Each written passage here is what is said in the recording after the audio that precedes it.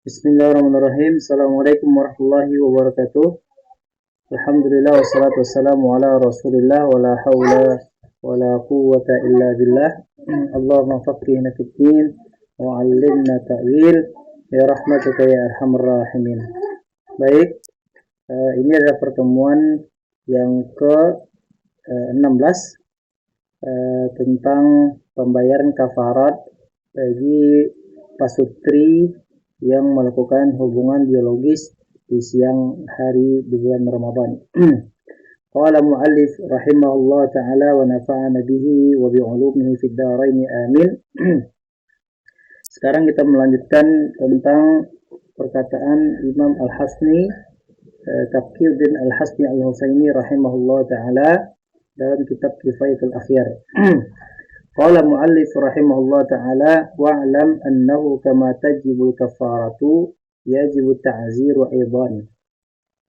Sesungguhnya sebagaimana wajibnya kafarat, artinya yang kafarat yang pertama kemarin adalah memerdekakan budak perempuan, yang kedua adalah puasa 2 bulan berturut-turut, yang ketiga memberikan fakir miskin makan sebanyak 60 orang fakir miskin. Yajibu ta'zir aydan, juga itu sebagai kewajiban baginya atau hukuman bagi orang-orang yang melakukan hubungan biologis suami istri di bulan Ramadan pada siang harinya. Wadda'al Baghawi al-jiba' ala dzalika. Ini adalah klaim atau Imam Al-Baghawi rahimahullah ta'ala mengklaim bahwasanya inilah kesepakatan para ulama tentang hal yang seperti itu. Wal kafaratu ma dzakarahu hiya kafaratun tartib. Hiya kafaratu tartibin. Kafarat itu yang sebagaimana telah disebutkan sang muallif.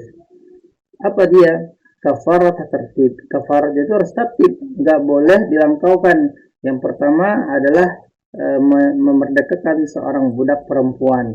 Nah, dia mampu, tapi dilangkauin ke yang ketiga, yaitu memberikan fakir miskin makan sebanyak 60 orang. Ini nggak boleh, dia harus tertib.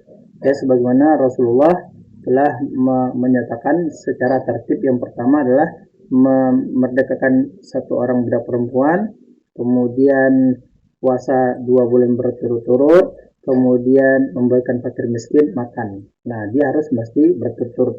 Nah, timbul pertanyaan, bagaimana orang yang tidak mampu untuk melakukan atau membayar kafarat ini? Nah, Imam Taqiyuddin rahimahullah ta'ala menjelaskan, fa'in ajiza anil jami', kalau ada orang yang gak mampu untuk melaksanakan atau membayar kafarat semuanya itu, istaqarrat fi zimmatihi, maka dia telah berhutang. Dia memiliki hutang kepada Allah Subhanahu wa taala. Walau syara'a fi shaumi aw al-it'am thumma qadara 'ala murtabatil mutaqaddimati lam yalzamhu 'ala al-asah. Walau syara'a fi shaumi aw al-it'am, kalau misalnya ada orang yang mana dia mampu untuk melaksanakan puasa, kemudian dia telah mampu juga untuk memberikan fakir miskin makan. Qadarullah, dia di pertengahan jalan artinya dia telah memberikan fakir miskin makan 20 orang atau 30 orang atau 50 orang. Nah, kemudian summa qadara al murtabitah al mutaqaddimah, kemudian dia mampu untuk untuk level yang pertama tadi itu, level yang tertinggi, level al-ulia tadi itu, al-ula yang paling tinggi, yaitu memerdekakan budak begitu ya. Lam talzamhu ala asah, maka dia tidak mesti lagi dia kembali ke level yang pertama. Kenapa? Level yang kedua atau yang ketiga itu sudah dia jalankan. Nah, begitu kita kata Imam Taqiyuddin rahimahullah ta'ala. Walau kana man talzamuhu al-kafarah fakiran, Kalau misalnya ada, nih kasus. Kalau ada orang yang diwajibkan untuk bayar kafarat, kalau ada orang yang diwajibkan untuk bayar kafarat, namun keadaannya fakiron, dalam keadaan benar-benar fakir, sebagaimana kasus yang disampaikan oleh Rasulullah Shallallahu Alaihi Wasallam tadi itu, bahwasanya memang benar-benar dia sudah fakir tapi melanggar syariat Islam gitu ya. Fahal yajuzu lahu sarfuha ila ahlihi, apakah boleh dia memalingkan atau mempergikan atau membayarkan. Sarfun itu artinya memalingkan lah ya. Kalau di sini yang tepatnya apakah boleh dia bayarkan kafaratnya itu kepada keluarganya? Ini dia pertanyaan. Fihi wajhan. Ahaduhuma na'am. Ya, ada dua pandangan, ada dua pendapat dalam mazhab Syafi'i. Di antaranya adalah na'am, boleh ya, lil hadisi, sesuai dengan yang hadis yang disampaikan oleh oleh Rasulullah Shallallahu Alaihi Wasallam pada pertemuan yang lalu. Wasahih, tetapi menurut pendapat yang sahih, menurut pendapat ini ada dua pandangan ya. Annahu la yajuzu, tidak boleh membayar kafarat itu ya kepada fakir, kepada keluarga gitu ya. La yajuz, nggak boleh. Kazakati wasair kafarat, yang nggak boleh untuk bayar kafarat kepada keluarga. Kenapa? Itu disamakan kepada zakat. Nah, zakat itu tidak boleh diberikan kepada orang tua. Ya udahlah, ketimbang sama orang lain saya bayar zakat, bagus sama orang tua saya. Ketimbang sama orang lain saya bayar zakat, bagus sama istri saya, sama anak-anak saya. Nah, gitu ya. Itu dalam ketentuan fikih zakat, tidak boleh memberikan harta zakat itu kepada keluarga ya, terutama orang tua, anak dan istri. Kenapa? Karena dia itu dalam tanggungan kita. Nah, begitu juga dengan bayar kafarat. Wa jawabu 'anil hadits min aujuhin. Ya, jawabannya tentang hadis itu min aujuh, ada beberapa pendekatan. Di antaranya adalah annahu laisa fil hadisi ma yadullu ala wuqu'i tamlik. Hadis itu enggak menerangkan ma yadullu ala wuqu'i tamlik, yang mana harta itu menunjukkan kepada kepemilikan. Nah, kan ceritanya kan Rasulullah itu memberikan kurma itu kepada orang yang sahabat Nabi yang fakir tadi itu. Nah, Nabi itu menyuruh ini berikan kepada orang lain. Nah, ini berikan kepada orang lain. Nah, begitu ya. Nah, hadis yang tadi itu annahu laisa fil hadis ma yadullu ala wuqi tamlik.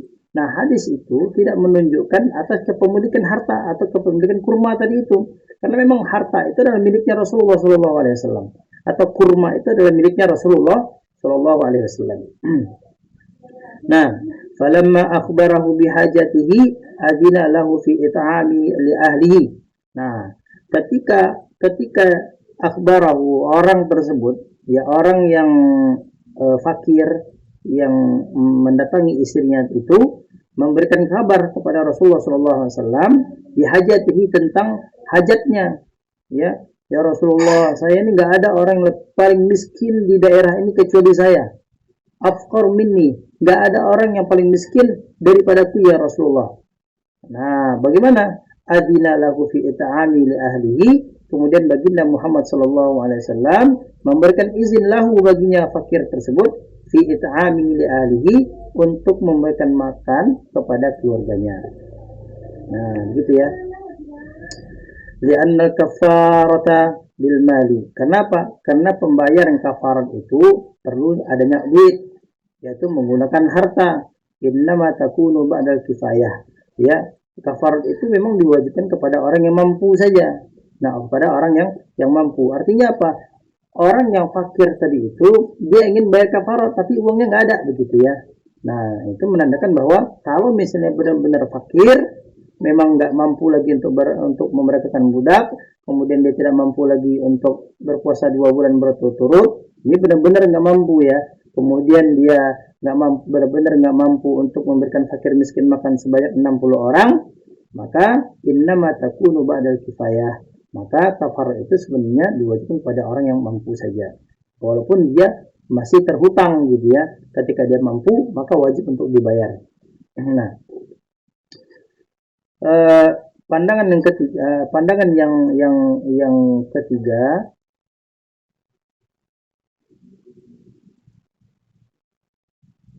afwan, terlewati. Ahaduha annahu laysa fil hadithi ma yadullu ala wuqu'i tamlik wa innama arada ay yumallikahu liyukaffir lahu falamma akhbaru bihalati tasaddaq bihi alaihi.